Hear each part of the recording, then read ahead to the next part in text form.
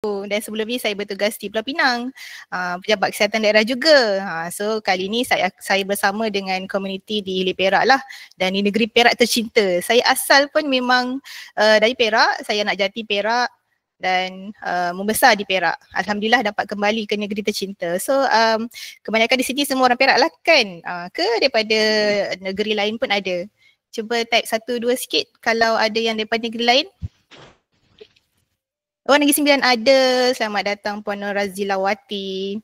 Negeri Sembilan pun ada. Oh, Penang. Oh, hai orang Penang, saya baru je kembali. KL, JB. Okey, satu Malaysia dia kat sini, Kelantan.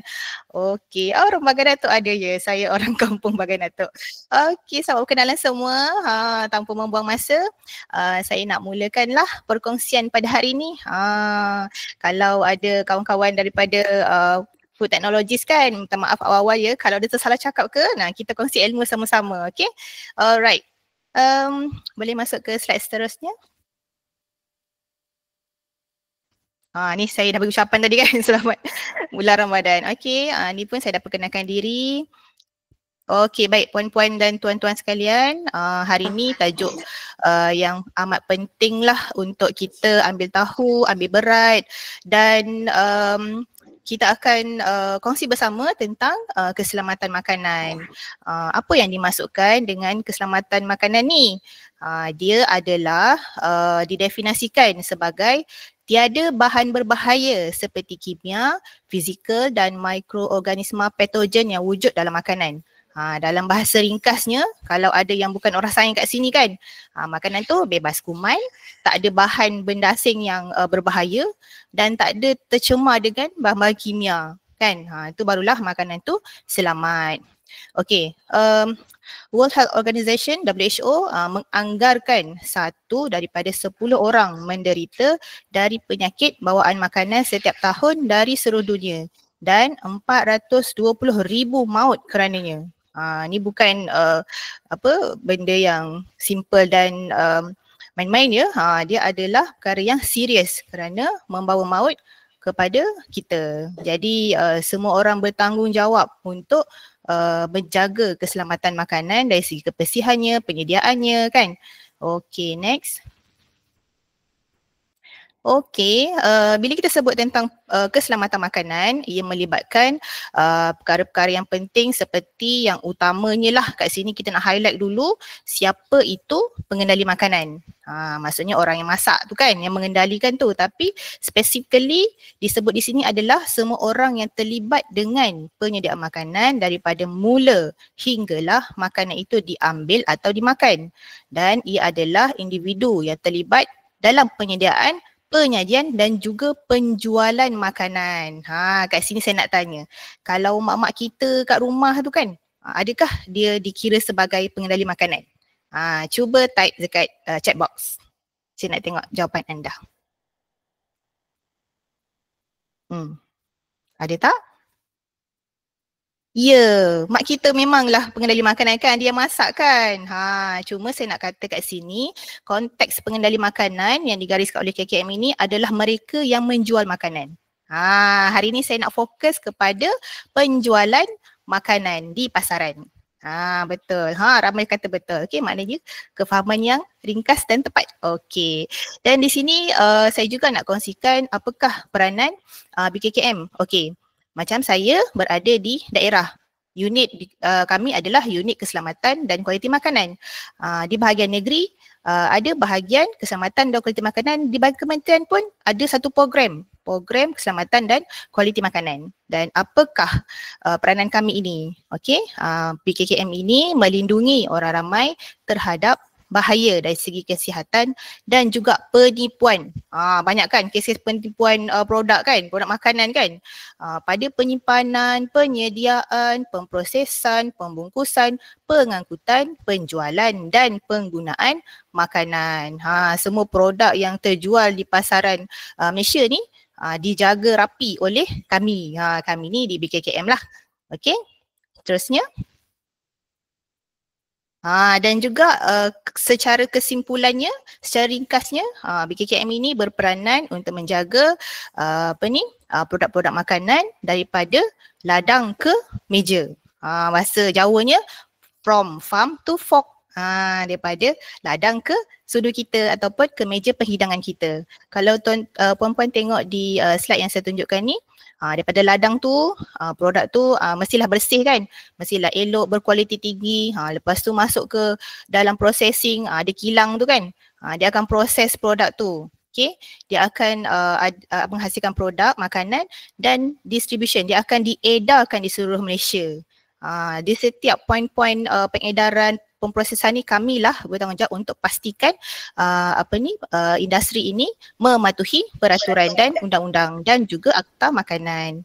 Dan seterusnya setelah diedarkan tu dia akan masuk ke retail, dia akan masuk ke restoran. Kami juga memantau keselamatan makanan di premis-premis makanan seperti restoran, gerai, food truck, apa lagi kat mana? Kios-kios yang mana menjual makanan tu semua dalam kawalan dan juga pemantauan BKKM. Sampai kat rumah pun kita mengawal dan kita memberi awareness lah kepada semua untuk menjaga kebersihan dan keselamatan makanan. Dan kita akan pastikan semua anda ni, kita ni, ahli keluarga kita ni dan rakyat Malaysia khususnya selamat. Selamat dari segi penggunaan lah kan produk-produk makanan tu. Okey, seterusnya. Okey, kalau puan-puan tengok kat sini ada buku akta ya. Kami bukan saja-sajalah untuk mengawal semua-semua ni. Ada akta yang menjelaskan kenapa makanan-makanan ini perlu dijaga keselamatannya. Kat sini saya ada bawa lah buku fizikal. Tebal ya perempuan, inilah kitab kami rujuk, okay, untuk memastikan semua bahagian yang saya sebut tadi tu mematuhi peraturan Akta Makanan 1983. Okay, dalam Akta Makanan ni dia ada banyak peraturan makanan mengikut kategori produk yang dihasilkan. Kalau kata ada pengusaha kicap kat sini, tengok mana ke peraturan tentang kicap. Okey, tengok kan siapa yang buat sos. Okey, boleh check berapa limit atau had penggunaan sesuatu bahan dalam kicap tu. Kena patuh. Tak boleh lebih. Okey. Lepas tu apa lagi dalam buku ni ada? Dia ada peraturan kebersihan. Tahun 2009. Dalam tu ada menjelaskan tentang tentang premis macam mana nak jaga, macam mana sesuatu kilang itu kalau nak beroperasi dia punya layout ni macam mana kan, kena bersih, kena patuh, susunan barang mentah ni macam mana, penerimaannya macam mana kan. So buku ni lah yang kami rujuk untuk membuat kerja-kerja di lapangan. Okey, seterusnya. Okey, kita buka minda sikit. Okey, seterusnya. Okey, ini adalah kes daftar mahkamah di bawah Akta Makanan. Okey, kita tengok. Tuan-tuan kena tahu ya, dekat dalam Malaysia ni pengusaha-pengusaha makanan ni dia tidak lari dan tidak boleh sesuka hati untuk menjalankan perniagaan tanpa mematuhi peraturan makanan ini. Okey, dan walaupun telah dikuatkuasakan, dikawal, tapi masih ada juga yang melanggar peraturan dan ini adalah bilangan kes daftar di mahkamah di bawah Akta Makanan mengikut negeri. Ni yang saya dapat 2015 hingga 17 lah. Okay, kalau kita tengok kat situ, Perak ada 60 kes. Maksudnya ada je orang dekat luar tu yang langgar peraturan. Saya harap tuan-tuan yang ada dalam grup ni, yang melihat ni, yang mengikuti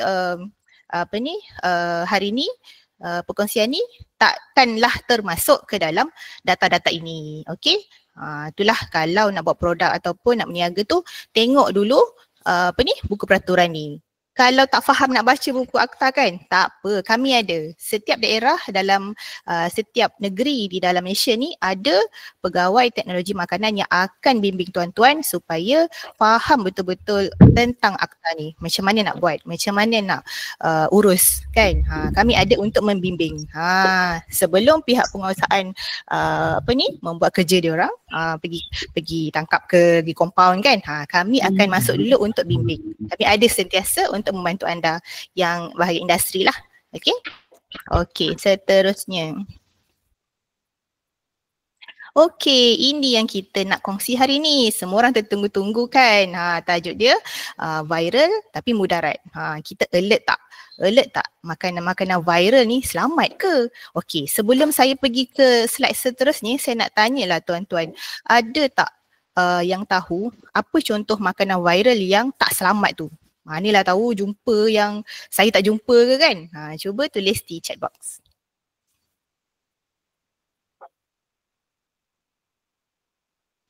Oh, air dalam balang akuarium. Okey, lagi ada tak? Banana keju. Banana keju kenapa ya? Kari pak oksigen. Oh, ini memang viral. Balik-balik tak diisi yang ada oksigen je. Intitah ke mana ya?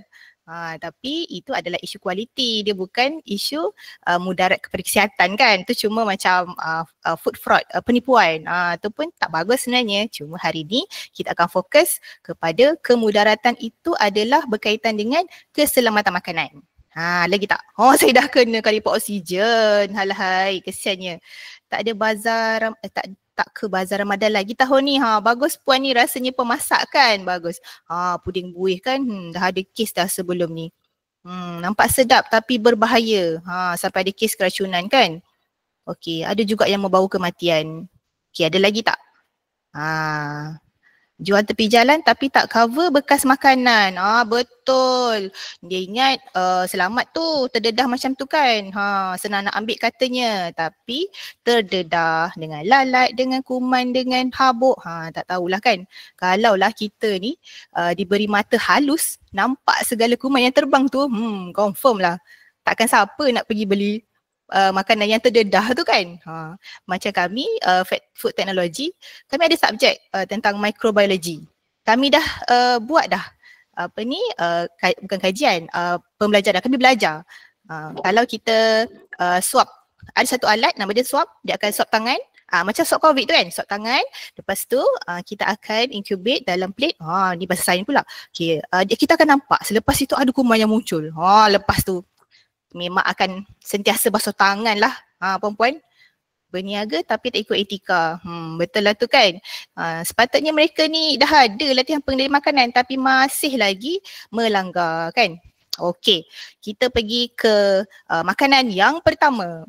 Jeng jeng jeng. Oh, itu dia. Betul tadi puan tu cakap. Makanan viral, minuman viral. Air balang dalam akuarium. Ya Allah, sedapnya. Baru pukul 3.20. Lambat lagi kan? Pukul 7. 7.30. Ya Allah. Okey, sabar. Okey. Kenapa ya mereka ni guna balang akuarium? Sebab besar kan, nampak tu. Besar kononnya. Lepas tu senang pula ada pump tu. Tak payah nak kacau-kacau kan. Tapi tak tahu kan. Air balang air pipe. Betul. Ada juga yang masih tak faham kenapa masih nak guna air pipe. Dia tak masak kan, kesian anak-anak kita kan. Minum air yang tak cukup bersih. Okey, kita kembali kepada akuarium ni. Okey, kenapa agaknya akuarium ni tak sesuai langsung untuk dijadikan bekas untuk penjualan air balang? Okey, saya nak tanya tuan-tuan, ada tak maklumat kenapa agaknya tak sesuai akuarium ni?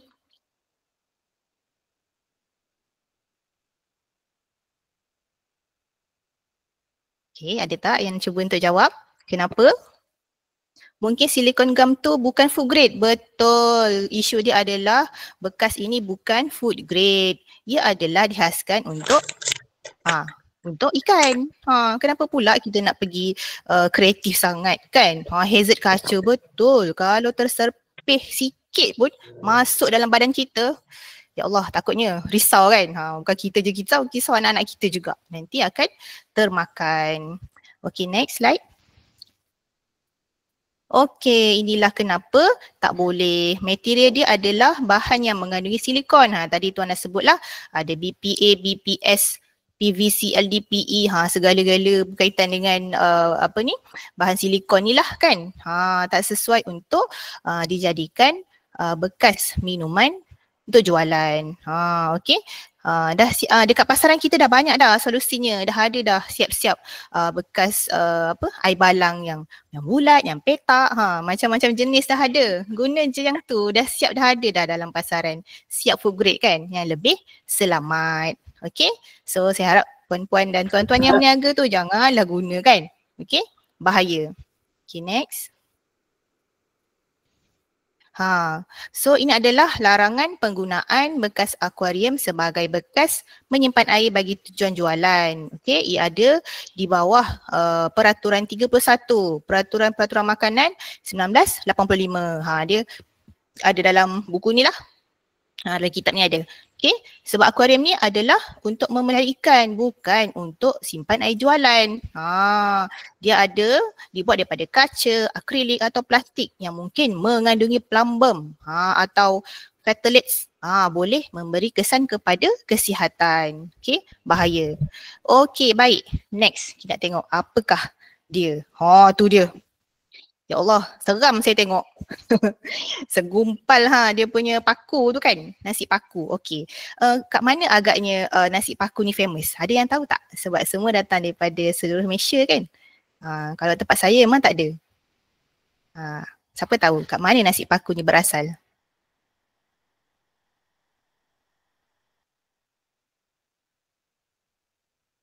Tak ada yang tahu. Okey, saya bagi tahulah sebab ada seorang kawan saya ni memang dia mengaku daripada kecil dia makan nasi paku ni sebab nasi lemak dia sedap. Cuma presentation dia macam ni lah, guna paku. Daripada kecil dah makan, so macam tak ada apa pun. Tapi bila melibatkan perundangan dia sangatlah bahaya kan, hazard paku. Ni datang yang mengaku tu kawan saya tu daripada Kelantan. Saya tak tahu negara lain ada ke tak kan. So bahaya ya tuan-tuan. Kita tengok pun takut. Ya Allah hai. Semoga tak ada lagi lah peniaga-peniaga yang nak cuba-cuba menggunakan paku ini sebagai melekatkan bungkusan tu kan. Dia sangat bahaya. Kalau paku tu berkarat, lagi bahaya. Akan memburukkan lagi kesihatan kita. Okay, next. Okey, dah ada dah kes anak kecil tertelan paku. Dah siap dah gambar X-ray tu kan. Memang sengaja saya cari gambar yang sebenar supaya semua audiens faham benda ni sangat bahaya. So tak boleh dan jangan buat. Okey. Yang kesiannya anak kita. Kita mungkinlah boleh berhati-hati sikit lah kan. Tapi sangat kesian kalau anak kecil yang tak tahu apa-apa tu dia tertelan. Paku tu makan betul-betul ke? Puan, kalau dia dah tertelan masuk dalam X-ray tu, dah terpampang di X-ray tu, itu tertelan betul lah tu. Kan? Dah masuk kes lah. Okay. Sebab dia dia makanan dia lekat dekat pembungkus tu kan. So memang mudahlah terjatuh dalam makanan kita. Sekali suap tertelan. Kalau kita tahu nampak besar tu kita alih lah. Tapi budak-budak kecil ni dia tak tahu apa-apa, kesian kan. So sangat bahaya. Okey, baik, seterusnya. Tu dia. Ini adalah golongan-golongan yang sangat sukakan estetika kan sekarang kan trend. Lagi estetik, lagi lama, lagi old school, lagi orang suka nak try buat. Kononnya untuk meraih lebih banyak pelanggan dengan value-value begitu. Banyak je lagi cara untuk marketkan produk dengan nilai estetik. Bukan dengan cara ini. Tin susu. Tin susu ni adalah tin terpakai. Dah dibuka, lepas tu guna semula. Sebelah tu tin apa tu? Tin laici, tin longan. Yang ni nasi kukus. Sedap nasi kukus ni. Tak nafikanlah. Nasinya sedap, tehnya sedap, tetapi penggunaan bahan untuk penyediaannya adalah salah. Okey, saya nak tanya soalan lagi. Kenapa tin terpakai ni tak boleh guna untuk penjualan makanan sebegini. Okey. Kita nak exercise jari. Puan-puan dan tuan-tuan boleh type di chat box. Kenapa? Berkarat, ya, tin ini kalau kena air, bukan kalau, memang dah kena air pun akan berkarat. Ya, berkarat, risiko karat. Ada apa akta untuk pakai, dah buat kokot. Ada, nanti saya share. Berbahaya tajam. Betul. Memanglah pakai straw tu kan, tapi takutlah tengok penutup dia tu, bahagian atas tu kan, tajam-tajam kan. Terkena bibir, terkena tangan. Ya, ini yang paling kita takut, serpihan tin. Kita tak nampak. Sambil-sambil dia masukkan air, masuk kacau-kacau sudu tu kan. Bahaya pada kanak-kanak. Terjatuhlah serpihan tin tu. Sangat bahaya. Tahu-tahu x-ray, ada serpihan besi dalam kita. Ya Allah, takutnya. Okey. Macam nasi kukus ni, dia menggunakan tin laici, tin longan untuk letak nasi dalam tu. Saya yakin dan pasti akan ada haba yang dikenakan kepada tin itu. Lama-lama apa jadi? Kan? Panas sejuk, mestilah ada risiko berkarat juga. Kan? Dan kita tak tahu apa yang akan bahan kimia apa yang akan keluar daripada tin kepada nasi. Panas kan? Kan? Chemical reaction, migration of something daripada tin tu, dia akan membuatkan makanan kita tu berbahaya kepada kesihatan dalam jangka masa yang lama. Mungkin sikit-sikit kena tak rasa lagi, tak nampak apa kan. Lama-lama nanti kita tak tahu. Ya, bahaya. Tin pun tak cuci bersih. Betul puan. Unit farmasi. Betul tu. Tin tak dapat dicuci dengan bersih. Yelah, bahagian dalam tu ada yang celah-celahan kecil-kecil tu kan. Susah kita nak cuci. Belum tentu berus yang kita pakai tu boleh cuci habis. Kan? Okay, so untuk peminat-peminat estetik, kalaulah terjumpa penyediaan makanan yang sebegini, jangan cuba-cuba ya. Jangan cuba-cuba. Okay, kalau boleh buat laporan lah kan, bahaya ni. Tapi sebagai pengguna, tuan-tuan dan puan-puan sendiri boleh elak untuk tidak menggunakan dulu. Begitu. Okay, seterusnya. Tadi kita dah sebutkan, kita dah discuss bersama. Bahan ini adalah tin terpakai, jadi dia mudah berkarat dan risiko penyakit. Kan, penyakit kancing gigi, tin tajam, risiko luka, dan tin ada ruang kecil yang sukar dicuci dan akan wujudnya bakteria bahaya. Okey, seterusnya. Okey, ini makanan famous ni. Saya tahu mesti ada di kalangan puan-puan dan tuan-tuan yang pernah menikmati hidangan yang sangat sedap ni. Sabar je lah kan, bulan puasa kan, tengok makanan sedap kan. Okey, ada tak yang nak mengaku? Pernah makan tak dekat dalam tempurung ni? Cuba kata pernah? Pernah? Pernah tak? Pak Man tempurung, okey. Pernah, okey. Banyak je kan? Okey. Pernah je. Alhamdulillah tak pernah. Okey. Ni adalah golongan-golongan yang suka nilai-nilai estetik. Pernah juga mengekalkan cara lama ataupun cara kreatif untuk menyediakan makanan. Ada ABC, ada ni apa ya? Saya rasa mi udang. Okey, lepas tu ada cendol, cendol pulut, ada aiskrim. Kat Thailand banyak kan? Itulah, kat Malaysia pun sekarang dah ada. Okey. Kita tengok kenapa dia bahaya. Ya, inilah dia yang saya cuba nak highlight kat dalam perkongsian ni. Kenapa bekas tempurung ni tak sesuai untuk dipakai untuk penyediaan makanan. Sesetengahnya dia guna skru. Kalau skru, dia akan berkarat lama-lama kan. Sangat bahaya. Tadilah yang kita sebut tadi, kancing gigi lah, penyakit dalaman, organ dalaman lah kan, bahaya. Kalau satu hari nanti skru ini akan mereput, dia akan tertanggal pula, masuk pula dalam badan kita. Bahaya. Okay. Kalau jenis yang ada gam tu pun sebenarnya kita pun tak tahu kebersihan tempurung ni kan. Bagaimana pembuatan bekas tempurung ini pada awalnya. Okay. Kita tak tahu dari mana tempurung ni datang. Diambil daripada tempat yang bersih ke tak? Datang daripada cara pembuatan yang betul ke tidak? Kan? Okay, next. Ya, kenapa tak boleh? Sebab material dia tempurung tu sendiri dia adalah bahan yang menyerap air dan lembapan. Jadi dia akan merangkap bakteria bahaya dengan mudah. Akan ada kuman lah, lepas tu susah nak cuci lah, kan? Lepas tu ada risiko pencemaran fizikal, habuk tempurung. Itu yang saya kata tadi.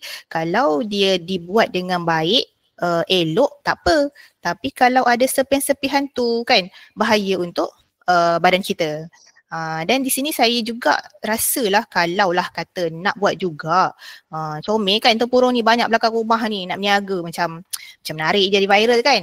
Cubalah buat sesuatu. Contohnya macam gambar tu ada lapik daun pisang. Tetapi diingatkan daun pisang tu pun boleh jadi punca pencemaran kepada makanan. Sebab apa?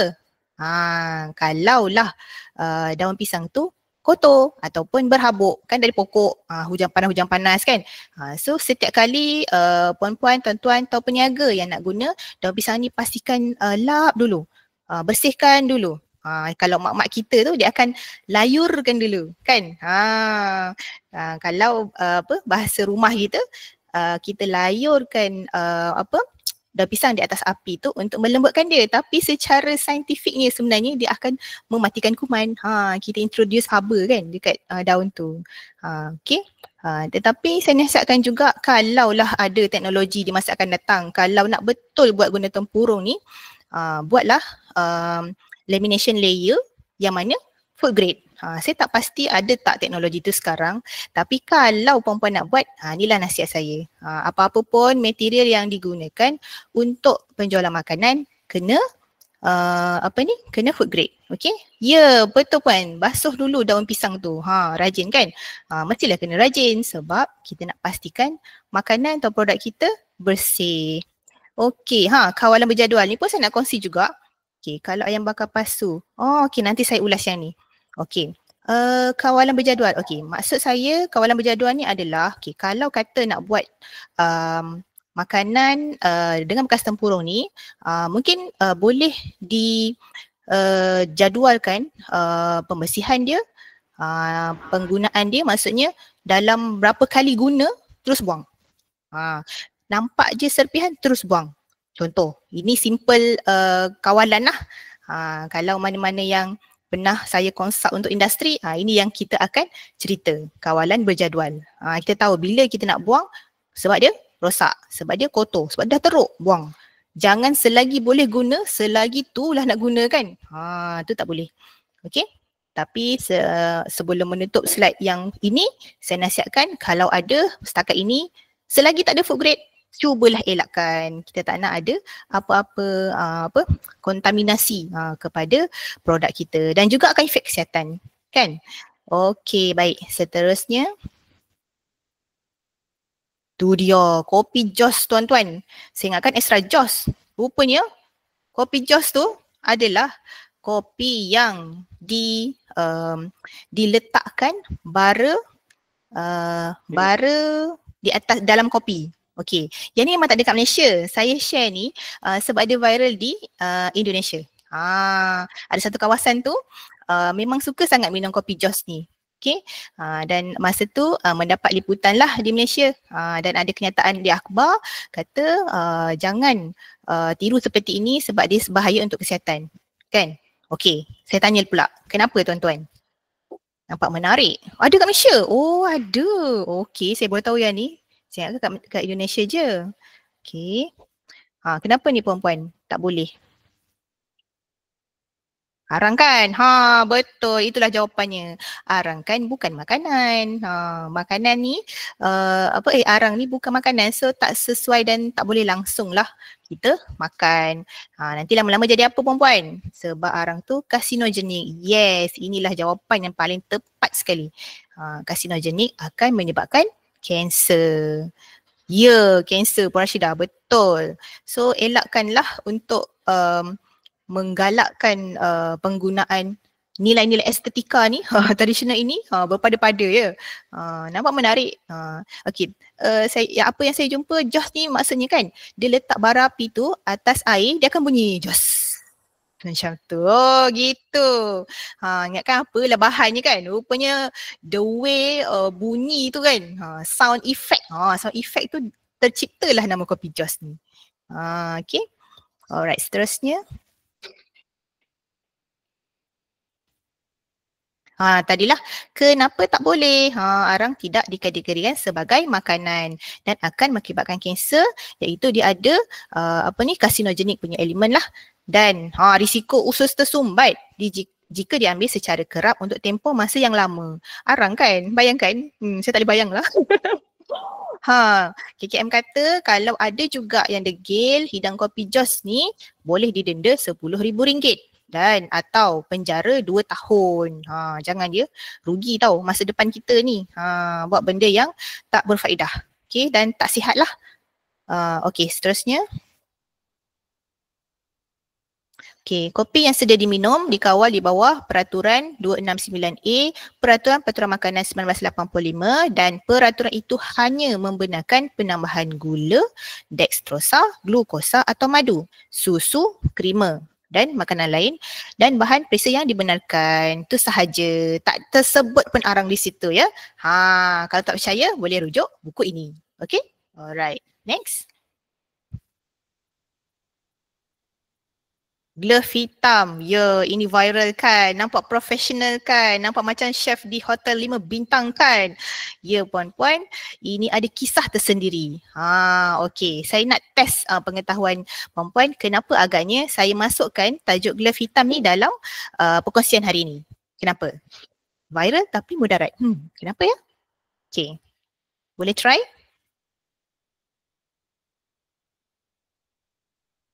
Tak nampak kotoran, betul. Bahannya betul. Inilah sebenarnya saya nak cerita. Glove hitam, dia tak nampak tau kekotoran tu. Habuk kecil-kecil kan, tak nampak. Dia susah untuk kita kenal pasti bila agaknya glove hitam ni kita nak lupuskan. Berpeluh, cross contamination, betul. Ini adalah perkara-perkara yang betul sangat puan-puan. Saya bersyukur yang hadir ni memahami apa yang cuba disampaikan. Okey. Tetapi pernah nampak guna glove je ambil lauk bergedil. Betul. Tetapi puan-puan ada je jual glove yang dijual di pasaran itu yang material dia food grade, ada. Kan? Ada. Boleh guna food grade, ada. Tetapi kena pastikan. Okay, next. Kena pastikan sarung tangan itu adalah jenis nitrile, powder free. Sebab dia paling selamat mengendali makanan sebab tak ada tertinggal sisa kotoran. Jadi jika ada yang yang memang dah biasa guna glove hitam, boleh teruskan, tetapi kena pastikan material dia lah yang pertama. Yang kedua, pastikan ada kawalan berjadual macam saya sebut tadi. Kena kawal bila kita nak buang. Sebaik-baiknya puan-puan, lepas kita guna untuk satu-satu kerja, teruslah buang. Sebab dia pakai buang kan. Janganlah dah sampai daripada pagi sampai ke petang guna glove yang sama. Itu tak betul dan tak sesuai lah. Semalam saya baru je buat pemantauan di Bazar Ramadan, tempat dirahsiakan, gitu. Okay. Penjual roti john. Saya duduk kat tepi tu, saya perhati je. Mula-mula dia ambil bekas roti john yang dah siap bungkus kan. Ada pelanggan dia bagi. Tangan yang sama, glove yang sama, dia terima duit. Okey lah.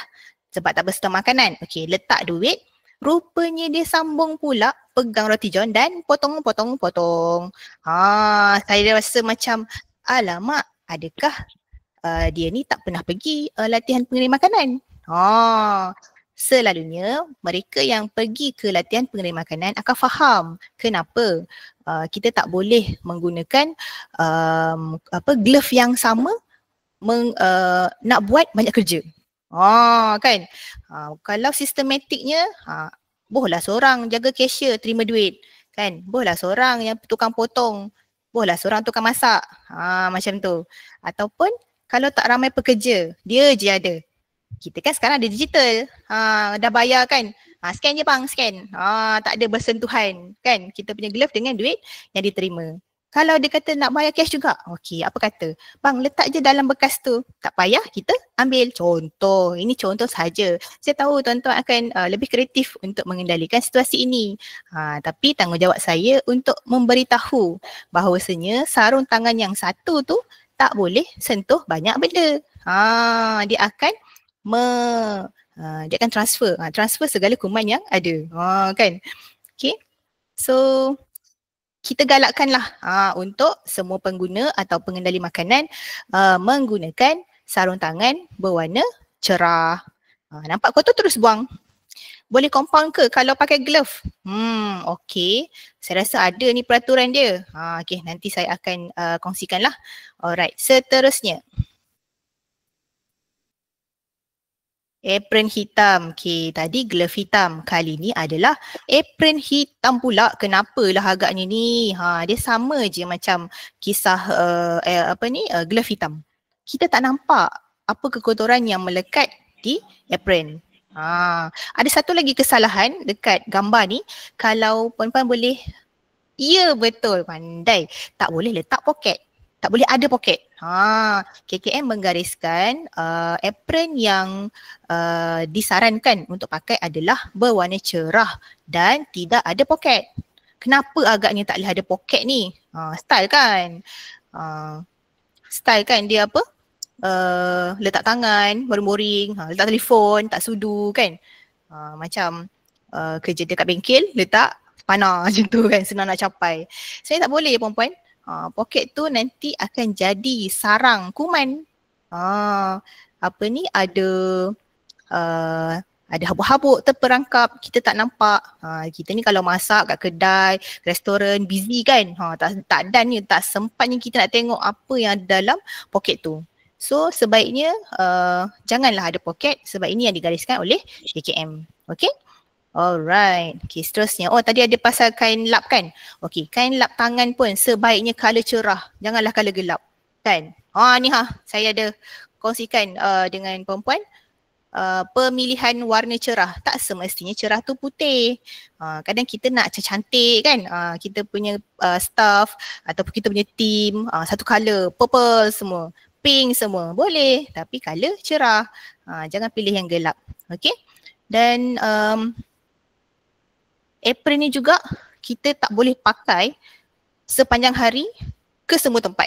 Okay, contoh tengah berniaga ni, nak pergi tandas ni, bawa sekali. Selalu saya nampak ada yang mungkin belum hadir kursus latihan pengendali makanan, pergi masuk tandas, bawa sekali, selamba je kan. Sebenarnya tak boleh. Dia akan cross contamination lah, pencemaran silang.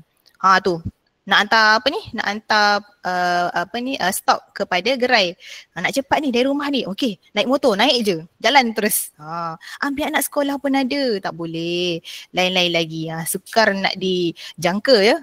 Kita punya pergerakan ni bila dah sibuk-sibuk berniaga kan.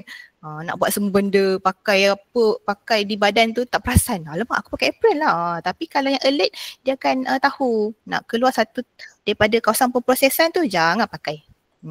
Terus tinggalkan dekat dapur. Okey. Seterusnya, okey, bersih. Patah balik. Okey. Cuci setiap hari, sediakan sekurang-kurangnya 2 helai dan perlu diganti untuk hari berikutnya. Ni KKM dah bagi garis panduan lah. Jadi sebagai peniaga, biasalah kena ada modal sikit lah kan. Alah beli apron 2 helai je. Boleh demi untuk keselamatan makanan kita, keselamatan produk kita kan. Sekurang-kurangnya 2 helai. Kalau boleh lebih pun okey. Nanti dah basuh, ganti kan. Okey, apa lagi? Tidak berpoket. Betul lah, untuk mengelakkan pencemaran makanan. Alright, okay, next, terusnya. Tong sampah hitam untuk rendam sotong. Ini pun saya yakin dan pasti dia tak pergi latihan pengendali makanan sebab modul-modul ini ataupun tajuk-tajuk penting ni memang dah jelas dinyatakan di dalam khusus tersebut. Okey. Tengok dia kata, dia pun cakap, saya pun tak tahu itu adalah tong sampah. Kalau kita tanya anak kita kan, tong hitam tu isi apa dek? Isi sampah lah mama. Mesti dia akan cakap macam tu. So saya kadang sedih lah tengok jawapan-jawapan mereka yang tertangkap ni kan. Saya tak tahu tu tong sampah lah. Hai. Ini dah tong hitam, tong sampah lah tu kan. Okey. KKM bakal siasat. Sebenarnya dah pergi siasat dah pun. Memang kita, KKM dah bagi nasihat dan amaran jugalah. Saya tak pasti kompang ke tak untuk kes macam ni. Simpan sotong. Rasanya ni dia buat sotong bakar tak silap. Nak towing lah apa semua tu belakang. Nampak besar kan? Boleh je. Okay, kenapa perempuan, tuan-tuan tak boleh guna tong sampah hitam ni? Okay, kita tengok slide seterusnya. Kenapa tak boleh? Sebabnya penggunaan bekas bukan untuk tujuan makanan adalah dilarang seperti yang dinyatakan dalam Peraturan 31. Peraturan ni wujud je. Ada Peraturan 31 dalam Peraturan Peraturan Makanan 1985. Sekali lagi, kitab ini dirujuk. Semua bahan makanan perlulah menggunakan bekas yang food grade. Okay, food grade. Okay, next. Apa lagi yang viral? Ni kuih-kuih tradisional kita kat Malaysia ni memang viral kan, memang suka. Orang-orang luar negara kalau datang pun dia akan cari kuih-kuih tradisional kita. Ni antara yang paling suka dibeli sewaktu bazar Ramadan. Macam saya pun kalau hari biasa tak ada je nak makan tepung pelita, tapi masuk bulan puasa je, nampak sedap tepung pelita kan. Yes, still using staplers. Saya rasa dah banyak dah KKM sebut buat promosi buat masuk berita apa semua kan. Tak boleh guna ubat stapler. Guna stapler ni, dawai kokot ni lah bahasa yang sebenarnya kan, dawai kokot ni. Tak boleh guna. Kononnya senang. Ketik siap dah. Kan. Tetapi bahaya. Okay, next. Tu dia tuan-tuan, kesian anak kita. Tu rangka pula. X-ray ni pun dah tunjuk budak tu kan. Tercekik dah stapler. Kesian. Tak semena-mena sakit. Dah cacat seumur hidup kerana dia akan merosakkan organ dalaman dia. Kesian kan. So janganlah kita sendiri beli dan kita janganlah sendiri buat perkara ini. Okay. Baik, seterusnya. Ya, KKM dah bagi amaran ya, hentikan penggunaan dawai kokot. Ubat stapler ni memang tak sesuai dan bahaya untuk makanan. Kalau sabit kesalahan di bawah Akta Makanan 1983 akan didenda maksimum RM10,000 dan dipenjara sehingga 2 tahun atau kedua-duanya. Hukuman lebih berat jika bahan itu ditemui dalam makanan. Kan? Bahaya tu. Okey, untuk yang menyedia atau menjual apa-apa makanan yang di dalamnya mengandungi bahan yang memudaratkan kesihatan adalah melakukan kesalahan. Itu pun ada satu denda yang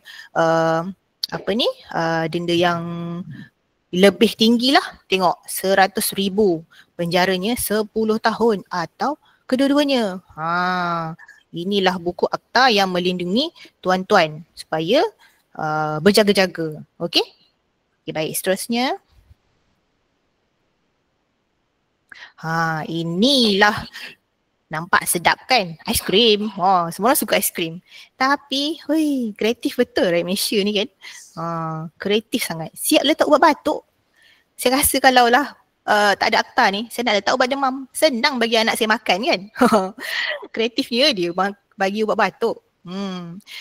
Kalau siapa yang biasa makan ubat batuk cak ibu dan anak ni, kan? Hanya amaran tadi pantauan masa waktu ya ke. Okey. Kami memang memantau lah sebaik-baiknya perkara ini. Tapi bukan senang ya nak jaga rakyat Malaysia yang berjuta ni kan. Tapi walau bagaimanapun kita cuba sehabis baik untuk memastikan keselamatan makanan di negara ini terjamin. Okey? Aiskrim ubat batuk. Ubat ni janganlah cuba-cuba untuk buat bahaya. Kalau kita terlebih dos, kan mengantuk. Mengantuk tak apa lagi. Kalau out terus, kan bahaya. Ubat batuk tak sesuai langsung untuk disatukan di dalam makanan sebab kita tak boleh kawal dosage dia. Macam tu. So tak boleh. Okay, next. Okey, KKM ada menyatakan larangan penjualan produk aiskrim yang dicampur dengan ubat batuk Pepakoa. Ni kan apa tadi? Ubat batuk cap ibu dan anak. Ada di bawah seksyen 13B-2 Akta Makanan 1983 tidak membenarkan penyediaan atau penjualan apa-apa makanan yang diadukkan. Maksudnya dengan bahan yang tak dibenarkan lah. Sekiranya sabit kesalahan boleh didenda tidak melebihi 20,000. Tinggi tu.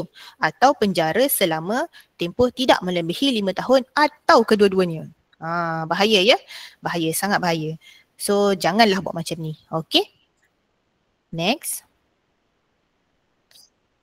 Okay, itulah contoh-contoh makanan viral yang memudaratkan kesihatan yang sempat saya jumpa lah. Saya rasa perempuan pun kadang-kadang pergi jalan-jalan ataupun tengok kat TikTok ada lagi kan. Kan, pertama kali dengar pasal ubat batuk ni sebab masa dia viral tu dia sekejap je. KKM terus tangkap, terus buat penguasaan, terus dah tak ada dah. Termasuk dengan iklan-iklan dia sekali dah tak ada. Tapi kalau kita Google nak cari maklumat adalah kan. Sebab kita tak sempat nak sampai tempat kita kot. Marketing tak sempat lebih jauh kot. So kita tak tahu. Jadi okey. Baik. Masa dah sampai nak hujung, saya cepatkan sikit sebab saya ada lagi next. Alright. KKM nak pesan. Okay, next. Saya nak buat perkongsian sikit lah tips sebelum membeli juadah di Bazar Ramadan. Kena perhati dan pilih dan percaya kepada diri anda. Lihat hidu dan rasa. Rasa ni masa buka puasa tau. Jangan rasa masa dekat Bazar Ramadan. Okay, next.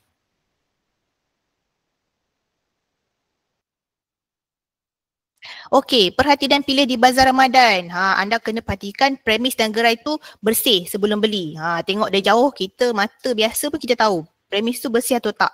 Kan? Pengendali makanan, kena tengok dia atas bawah. Okey ke tak? Yang saya nampak selalu pemakaian aksesori, pakai jam, senang nak tengok jam kan? Tapi sebenarnya itu ada satu kesalahan. Ni ada compound dia. Tapi sebagai pengguna, kita cari dulu yang bersih. Cari dulu yang selamat. Elakkan beli makanan daripada pengendali makanan yang kuku panjang, yang suka meludah, menggaru kepala dan berpakaian kotor. Ni kita tahulah, basic kan. Lepas tu tengok makanan tu sendiri. Kalau yang elok, yang baik bersih, kita beli. Kalau nampak macam benda ni lendir tu, jangan sentuh dah. Tak elok kan. Okay, next. Pesanan kepada peniaga di Bazar Ramadan. Kalaulah ada peniaga-peniaga dan bakal peniaga juga, pastikan anda semua telah disuntik dengan vaksin anti-typhoid, hadir ke latihan pengendali makanan, pakai pakaian pelindung macam tadilah, apron, kalau perlu untuk sarung tangan, pakai. Kalau tak perlu sebenarnya tangan kita ni bersih tapi kena selalu cuci. Lepas mengendali sesuatu, terus cuci, lepas tu boleh je guna tangan. Kita kena yakin dengan kebersihan tangan kita. Yang penting kita tak menyentuh banyak tempat lah.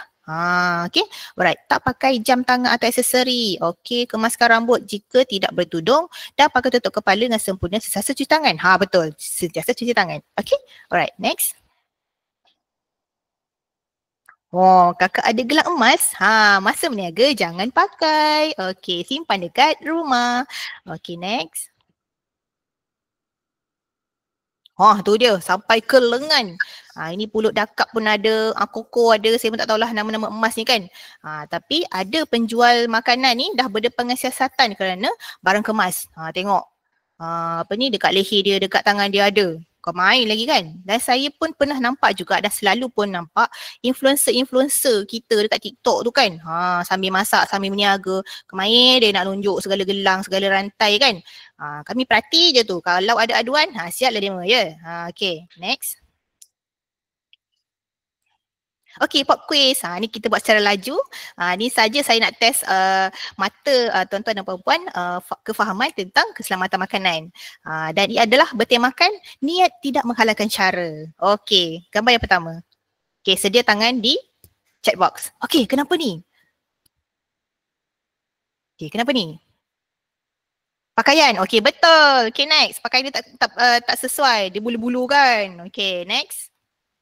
Tidak bertutup. Betul. Glove tak ada. Betul. Okay, gambar next. Kita laju sikit, gambar banyak ni. Apron. Okay, yang ni. Cantik kan? Okay, perempuan jangan percaya tau. Gambar ni bukan sebenar. Ini adalah generate by AI. Saya ambil daripada grup Prompters Malaya. Mereka ni kreatif. Kan? Ni semua gambar. Kan lawa sangat kan? Kuih kat baju. Oh tidak, itu lukisan je. Pakaian tak sesuai. Okay, aksesori. Yes, saya nak highlight aksesori.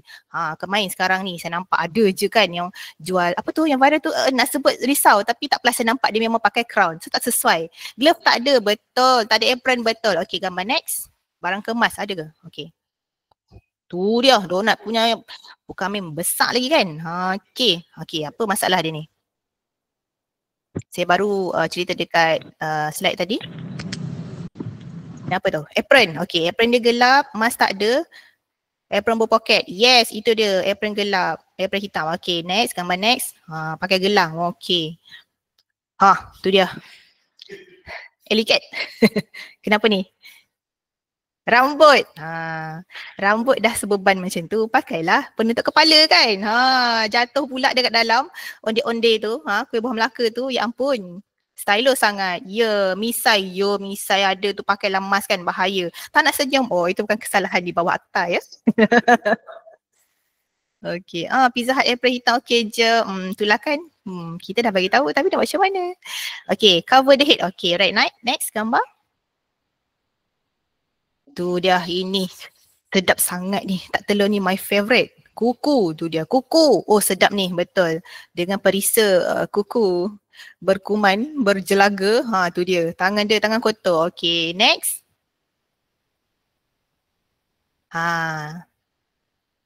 Ya Rabbana. Tak basuh tangan. Okay, gambar ni kenapa pula? Apa masalah dia? Penutup tong sampah, penutup tak tutup rapat. Lalat masuk. Itu dia. Ini memang saya tak boleh nak brain lah kenapa lah guna tong sampah untuk atas ayam kan. Ini memang biasanya akan berlaku kepada mereka yang langsung tak pernah pergi latihan pengenali makanan. Kan. Okay, next. Tutup sampah ada bakteria, betul. Okay, saya nak tanya juga pengetahuan tuan-tuan. Siapa tahu makanan yang sudah siap dimasak, berapa lama tempoh dia selamat dimakan? Dah siap masak. Berapa tempoh dia tu? 4 jam, 4 jam. Oh, 4 jam. Okey, betul ke ni 4 jam? 3 jam. 4 jam. 3 jam. Okey, majoriti kata 4 jam. 5 jam pun ada. 6 jam. Oh my god, lamanya. 2 jam. Okey. Mula-mula tu nampak betul dah. Okey, dah hujung-hujung ni nampaknya kurang tepat. Okay, baik.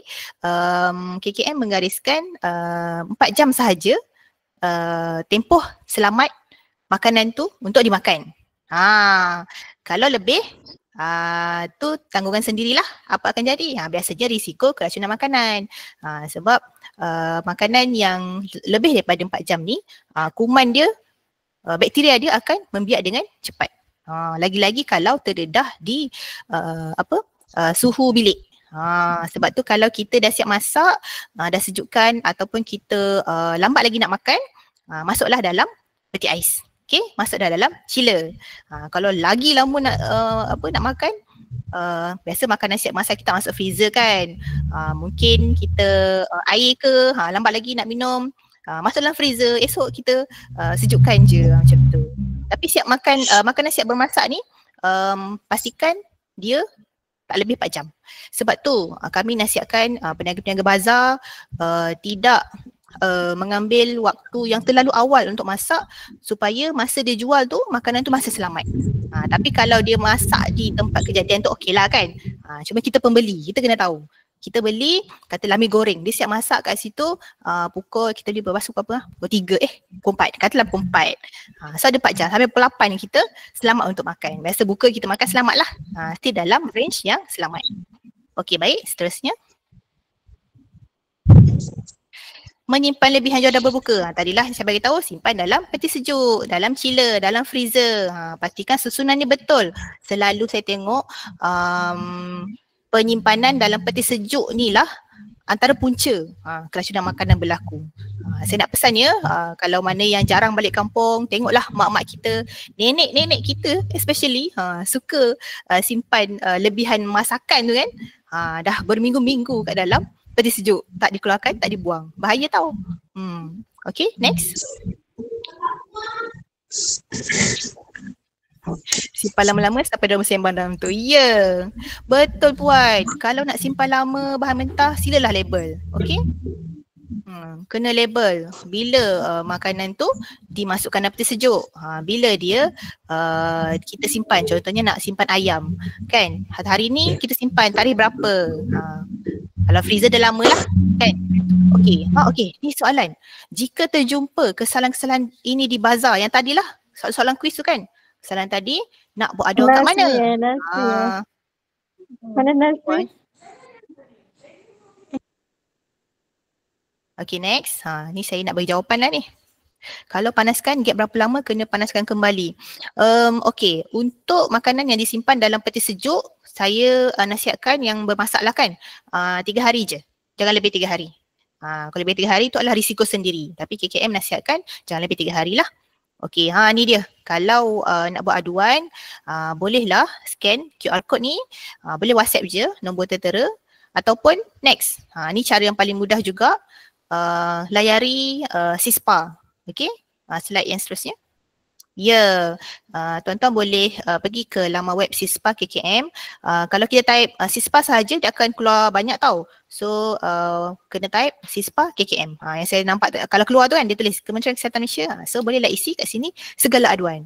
Dan kami memang bersedia dengan unit yang menerima aduan.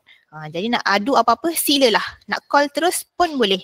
Masuk sistem ni mesti akan datang sampai ke kami lah, kami akan pergi siasat lah, macam tu.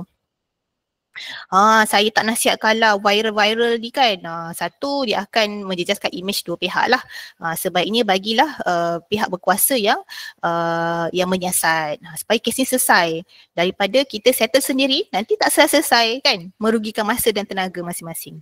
Okay, betul, tak baik. Okay, baik, seterusnya. Okey, saya rasa ini adalah slide saya yang terakhir. Terima kasih kerana sudi untuk bersama-sama kami pada hari ini. Boleh terus follow kami di Pejabat Kesihatan Daerah Perak, ni dekat Facebook. Kalau dekat Facebook rasmi BKKM, boleh search bahagian keselamatan dan kualiti makanan KKM. Di sana akan selalu ada update lah tentang apa-apa isu semasa yang berkaitan dengan keselamatan makanan, dengan program. Boleh follow, like dan share kalau ada apa-apa yang best kan. Semua best. Semua maklumat memang untuk rakyat. So, itu sahaja rasanya. Next. Oh, ada soalan dekat WhatsApp. Okey, baik. Ada soalan terpilih. Okey. Kita nak tengok apakah soalan yang saya kena jawab ni.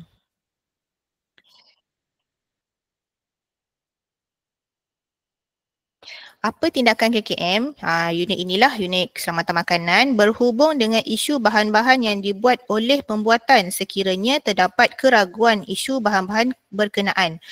Ini maksudnya macam mana? Maksudnya kita pengguna jumpa dekat pasaran produk tu macam pelik ni kan. Inilah boleh je Tuan apa ni, Fromage Hamid untuk isi maklumat dekat SISPA tadi. Boleh buat aduan di SISPA, bagi tahu kita telah menjumpai produk nama apa sekian-sekian, dekat mana. Lepas tu bagi tahu detail sikitlah apa yang meragukan tuan berkenaan bahan berkenaan. Macam tu. Itu kalau dalam sistem lah. Kalau nak call terus pun boleh, kita ada unit aduan yang akan sedia angkat call untuk bantu buat siasatan. Dalam unit makanan kami ada penguatkuasaan. Ada tim penguatkuasa yang akan pergi check. Pergi verify apa aduan tu. Ada setengah aduan memang berasas. Ada setengah aduan tak berasas. So kami akan hantar tim penguatkuasa untuk verify. Betul ke tak aduan tu dan sesuai ke tak untuk kita lanjutkan siasatan. Macam tu. Okey, seterusnya soalan kedua. Jika tempurung, buluh dan daun pisang tidak dibenarkan, kenapa tidak ada tindakan kepada premis yang menggunakan bahan mentah tersebut? Mungkin tim yang pergi ni dia tengok kita ada penilaian terhadap keterangan mereka yang menggunakan metode ini. Mungkin penguatkuasa rasa yang mereka ada buat kawalan yang bagus, mungkin tidak terlalu kritikal, sebabnya dia bergantung kepada sesuatu situasi berkenaan, situasi produk ataupun penggunaan metode berkenaan di tempat tertentu itu. Saya tak nak describe kat sini sebab saya tak tahu kes yang macam mana kan. So itu sahaja. Alright. Ya, dah 4 lebih. Wah, nampaknya tuan-tuan sangat bersemangat ya untuk mendengar sampai habis. Saya rasa itu sahaja. Terima kasih kepada semua yang sudi hadir. Semoga perkongsian saya kepada 350 orang ini bermanfaat dan boleh disampaikan kepada mereka-mereka di luar sana. Dan kalau ada rezeki, kita akan berjumpa dan bersiaran lagi dalam tajuk yang lain pula. Mungkin tajuk keselamatan makanan yang spesifik kan? Mungkin. So, jumpa lagi semua. Terima kasih. Assalamualaikum. Okay, terima kasih diucapkan kepada puan penceramah. Sangat bertenaga Saya tengok tak ada pun yang mengantuk.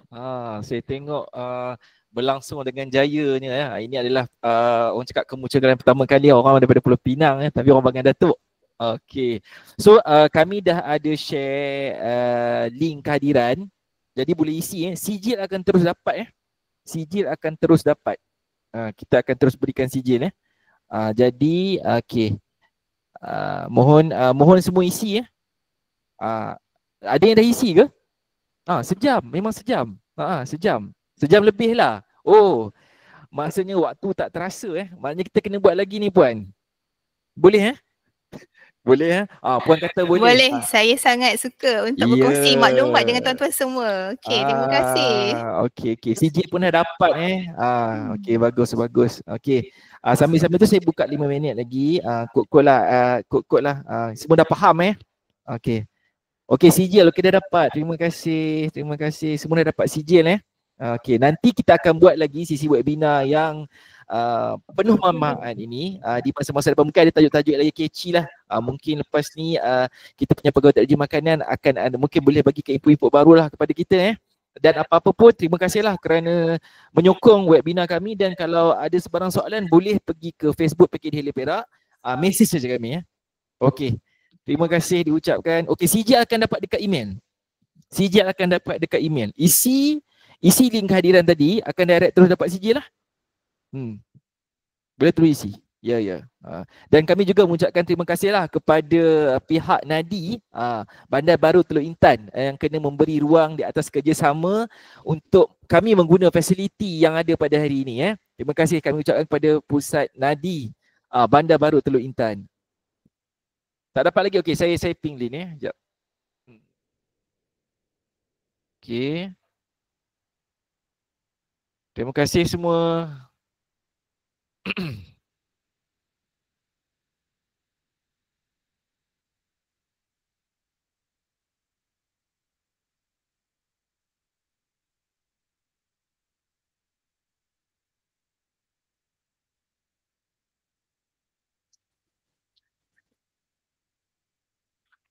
Okey. Dah.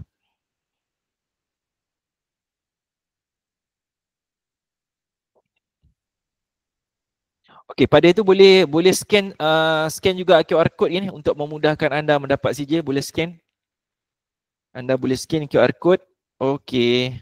Terima kasih kepada semua. InsyaAllah kita akan jumpa lagi di kemudian hari. Sekian, terima kasih. Saya bagi masa lagi 5 minit untuk 5 minit untuk anda scan.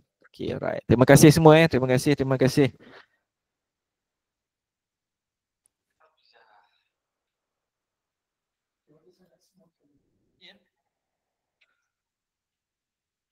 It's